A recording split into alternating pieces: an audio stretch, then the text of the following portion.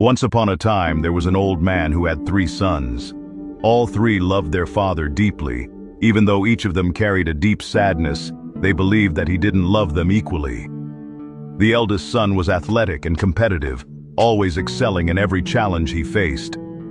The middle son had a kind heart. He loved plants, animals, and all the people in the world. The youngest son was skilled with words.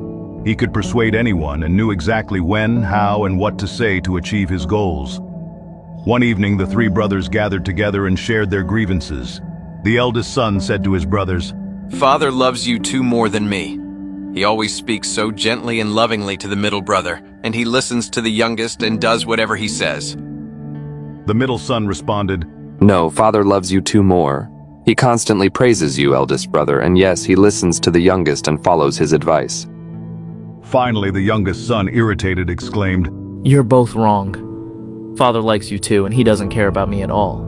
Determined to resolve the matter, they decided to go to their father. "Father," they said, "tell us now, who do you love the most? We cannot find peace until we know, and it hurts us greatly." The father, serious but calm, took them aside and said, "I will set a challenge for you, and whoever wins all the trials will be the one I declare as my most beloved." The sons agreed, thinking it was fair, as they truly wanted to know who was their father's favorite. The first challenge was to shoot an apple on a target with a bow and arrow. The eldest son found this trial easy. He shot and hit the apple dead center. The other 2 missed completely, their arrows landing far off the mark. For the second trial, the sons had to tame and ride a wild black horse with a thick, glossy mane.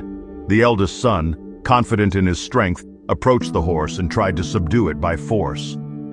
However, the horse bucked and threw him into a pile of hay.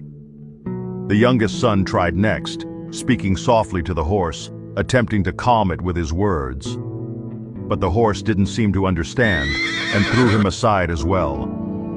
Finally, the middle son approached with gentle eyes. He stroked the horse on its head and offered it a sugar cube. The horse calmed down and allowed him to ride. You cannot demand something without showing kindness or care to any living being.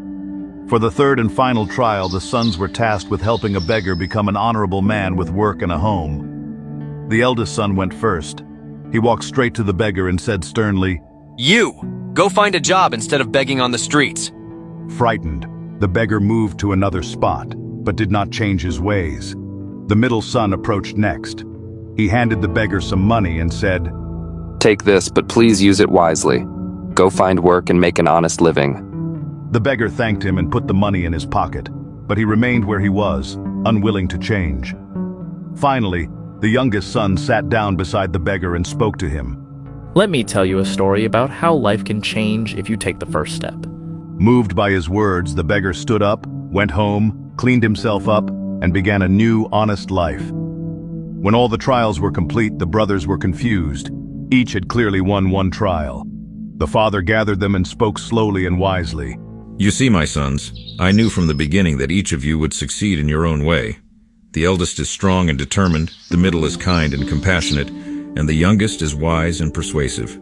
I love you all equally, though I show it differently because you are different. My love is not a contest. It is boundless and shared among you all." The brothers looked at one another and smiled, their hearts finally at peace. From that day forward, they understood the depth of their father's love and the unique strengths they each possessed.